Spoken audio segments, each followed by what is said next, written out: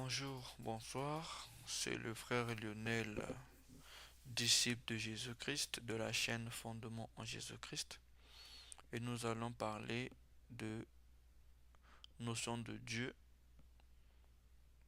dans la Bible et Jésus-Christ est-il un ou le Dieu? Permettez-moi de pouvoir prier parce que je souhaite que nous ayons de la compréhension de ce qui sera dit. Et ça, c'est la version courte. Seigneur Dieu Tout-Puissant, Créateur du ciel et de la terre, au nom de Jésus-Christ, nous te demandons de nous permettre de parler de cette parole et je te demande de pouvoir apporter la compréhension. Car le but c'est que eux-mêmes ils se fassent, ils voient les Écritures et que qu'ils puissent voir par ta parole. Fais grâce s'il te plaît afin qu'ils aient la patience car je me baserai sur ta parole et sur la Bible uniquement pour parler de ça. À toi la gloire, le nom, la puissance pour des siècles des siècles. Amen. Voilà. Donc nous avons 20 minutes pour faire la version courte pour parler de ce sujet. Donc nous allons commencer par définition biblique de Dieu ou Dieu, n'est-ce pas? On parlera des faux dieux, on parlera du Dieu créateur de ciel et de la terre, on parlera, au fait c'est, on va dire, différence biblique entre le Dieu créateur de ciel et de la terre et les faux dieux. Voilà. N'est-ce pas? Ok. Comment on adore le Dieu ou un Dieu, tout le monde ne devrait, tout le monde n'est pas, n'est pas adorable, n'est pas adorable, n'est-ce pas? Et le cas de Jésus-Christ. Comme je vous ai dit, c'est la version courte. Je vais essayer de faire le plus vite possible. Ok, donc ici j'ai ajouté tout le monde n'est pas adorable ou tout le monde ne devrait pas être adoré. Cas de Jésus-Christ. Donc, euh, pour les personnes qui vont un peu vite, voilà le tableau de la version complète des éléments qui ont été utilisés pour ça. Vous pouvez prendre une photo si vous voulez et suivre ça, lire ça par vous-même. Ça veut dire que celui qui est beaucoup plus pressé, qui veut apprendre de lui-même, voici le texte que j'ai utilisé pour comprendre cela. Ça va de ce sens-là. Un, 2, un, n'est-ce pas? Un, 2, 3, 4, donc 5, 6, voilà, vous avez compris. Donc, voilà un peu le sens, tous les versets qui peuvent aider quelqu'un à mieux comprendre ce que nous disons. Donc, pour ceux qui veulent aller un peu vite et qui ne veulent pas, voilà, perdre du temps. Mais pour ceux qui veulent rester, nous allons donc faire la version courte. Donc, nous commençons par ce verset. L'adversaire qui s'élève au-dessus de tout ce qu'on appelle Dieu ou ce qu'on adore jusqu'à s'asseoir dans le temple de Dieu se proclame lui-même Dieu. La définition de Dieu, c'est tout ce qu'on adore. Aussi simple que ça. Ça, c'est Dieu en termes généraux, ça avec les faux ou vrais. En termes généraux, Dieu, c'est ce qu'on adore. N'est-ce pas? Donc, exemple. Ça, c'est la définition. Maintenant, parlons des faux ou le Dieu créateur. Bon, j'avais inversé au fait, je vais réinverser. Voilà. Donc, commençons par le Dieu créateur, n'est-ce pas? En fait, je vais commencer par ce verset-là parce que c'est lui qui est beaucoup plus parlant, n'est-ce pas? Avant Isaïe. Bon, j'ai changé l'ordre, hein, mais c'est la même histoire. C'est le même contenu. Donc ici, je commence par Ésaïe. Donc après Thessaloniciens, c'est Ésaïe. Ainsi parle l'Éternel, le Créateur du ciel, le seul Dieu qui a formé la terre, qui l'a faite et qui a affirmé qu'il a créé pour ceux qui ne sont pas désertes, qui a formé pour qu'elle fût habitée. Je suis l'Éternel, il n'y en a point d'autre. Comme c'est la version courte, je prends ce verset-là et je vais prendre un autre verset de Apocalypse. Ici, là. Regardons ici, n'est-ce pas, qui va monter. Il dit, il disait une voix forte, un ange, craignez Dieu et donnez-lui de la gloire, car son heure de jugement est venue. Adorez-lui, adorez celui qui a fait le ciel et la terre, la mer et les sources d'eau. Voici au fait donc comment Dieu se présente. Au fait, s'il faut être précis, c'est Dieu le Créateur, n'est-ce pas? Dieu le Créateur. Donc, ici, nous voyons, dans ces trois textes-là, nous voyons qu'ici on parle d'autres dieux.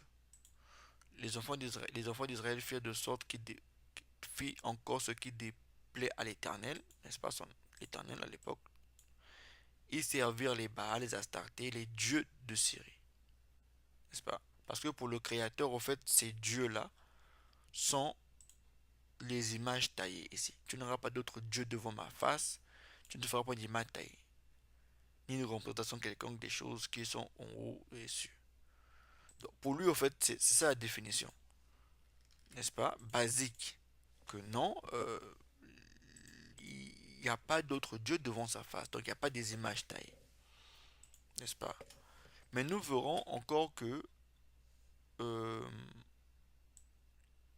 ici, là, donc ici, d'autres dieux, nous verrons encore que, puisque c'est la version courte, donc on va aller vite, nous verrons encore que euh, comment donc on adore des autres dieux, n'est-ce pas? Parce que c'est la version courte. Regardez ici, c'est ici comment on adore d'autres dieux. Josaphat s'inclina le visage contre terre et tout Juda, les habitants de Jérusalem, tombèrent devant l'Éternel pour se prosterner en sa présence. Même Satan a demandé à Jésus de faire le même. Le diable le transporta sur les montagnes très élevées, lui monta tous les royaumes du monde et leur gloire, et lui dit, je te donnerai toutes les choses si tu te prosternes et tu m'adores. Donc se prosterner, c'est se prosterner et adorer, n'est-ce pas? C'est se prosterner et adorer. Donc c'est le début et la fin de l'action. Jésus lui dit, retire-toi Satan, car il est écrit, tu adoreras le Seigneur ton Dieu et tu seras le seul. Donc, ici, on comprend que comment on adore en se prosternant et en adorant. Maintenant, il y a d'autres formes de Dieu. C'est-à-dire qu'à part Satan qui est lui le chef du monde des ténèbres, un ange, il y a d'autres formes de Dieu ici et là, n'est-ce pas? Apocalypse, et les autres hommes qui ne furent pas tués par ce fléau ne se repentirent pas des œuvres de leurs mains, de manière qu'à ne point adorer les démons. Donc ça veut dire que il y a adorer les démons, adorer les idoles d'or, d'argent, d'airain, de pierre, de bois, qui ne peuvent ni voir, ni entendre, ni marcher, et ils ne se repentirent pas de leur meurtre, ni de leur enchantement, ni de leur impudicité, ni de leur vol. Donc celui qui fait ça, fait forcément ça. C'est ce qu'il veut expliquer. Celui qui fait le meurtre, ou enchantement, ou impudicité, ou le vol, fait forcément ça. Adore forcément des faux, n'est-ce pas? Mais vu que c'est la version courte, on va aller vite. Donc, nous avons vu la définition de Dieu, la différence entre le Dieu créateur et les autres dieux, parce que c'est écrit dans la Bible, comment on adore un Dieu, que ce soit le Dieu créateur ou d'autres dieux, et d'autres formes de dieux, n'est-ce pas? Démons, les idoles d'or, l'argent, des reins de pierre. Voilà. Donc, maintenant, or que tout le monde n'est pas adorable, n'est-ce pas? Tout le monde n'est pas adorable. Exemple, je vais prendre la version courte ici là. Apocalypse 18, 9. Je prends la version courte. Et l'ange me dit, et l'ange me dit, heureux, heureux ceux qui sont, heureux ceux qui sont, c'est le hypertexte. Et l'ange me dit, écrit, heureux ceux qui sont appelés au festin des noces de l'agneau. Et il me dit, ces paroles sont les véritables paroles de Dieu. Et c'est qui parle, en fait, c'est l'apôtre Jean. Et donc l'apôtre Jean, tombait à ses pieds pour l'adorer, n'est-ce pas? Regardez, ici, il dit, là-bas, pas de prosterner, mais ici, on dit le terme tomber à ses pieds pour adorer. Donc, quand on tombe au pied d'une personne, en face d'une personne, aujourd'hui, c'est adorer. Là, je parle d'Apocalypse. Je prends Apocalypse, qui est notre temps, qui nous concerne, n'est-ce pas? C'est une prophétie qui est de notre temps. Donc, ici, quand il tombe à ses pieds, c'est pour adorer. Mais il qui longe, mais il qui longe, me dit, d'attendre de le faire, je suis ton compagnon de service et de tes frères qui ont le témoignage de Jésus, adore Dieu, car le témoignage de Jésus est l'esprit de la vérité. De la prophétie, par exemple. Les démons sont des anges déchus, mais ici, on dit que eux, ils ont adoré les démons. Mais les anges qui sont encore au service du Créateur ne se font pas adorer, parce qu'il dit adore Dieu. N'est-ce pas? Ok. Quoi encore? Ici, on arrive les apôtres. L'apôtre Pierre, qui fait parmi les 12, n'a pas voulu être adoré. Et c'est là. Ils arrivèrent à Césarée le jour suivant. Corneille les attendait et avait invité ses parents et ses amis intimes. Lorsque Pierre entra, Corneille, qui était allé devant de lui, tomba à ses pieds, se prosterna. Mais, mais, mais, Pierre le releva en disant, lève-toi, moi aussi je suis homme. Donc si à l'époque on se prosternait devant les hommes, devant Abraham, dans le temps de Jésus on ne le fait plus. Parce que l'apôtre Pierre, il n'y a pas plus, il y a pas plus grand en fait que lui, ou il n'y a pas plus grand que eux. Parce que l'apôtre Pierre fait partie des 12 apôtres, les 12 premiers apôtres de l'agneau. Leurs noms à eux sont écrits dans la Jérusalem nouvelle. Apocalypse 22. Donc, versets 1 à 2 ou 3 ou 5 ou Apocalypse 22, si vous avez le temps, vous pouvez lire. Donc l'apôtre Pierre, qui est l'un des premiers apôtres de Jésus-Christ, a dit à, à Corneille, ne le fais pas. On comprend qu'on ne le fait pas. Donc, un ange ne peut pas être adoré, en tout cas, un ange de Jésus ne peut pas être adoré, un ange du diable peut être adoré, n'est-ce pas? Et, euh, et un homme ne peut pas être adoré. Ici, un homme ne peut pas être adoré. Ok. Maintenant, le cas de Jésus. Parce qu'il nous reste 7 minutes, c'est la version courte. Le cas de Jésus. Regardez cet enfant-là. Regardez un peu cet enfant. On commence par dire que Dieu est esprit. Il faut que ceux qui l'adorent adorent en esprit et en vérité. Donc, on adore Dieu. Nous sommes tous d'accord avec ça. Dieu, on comprend que le créateur de cette la terre. Ok.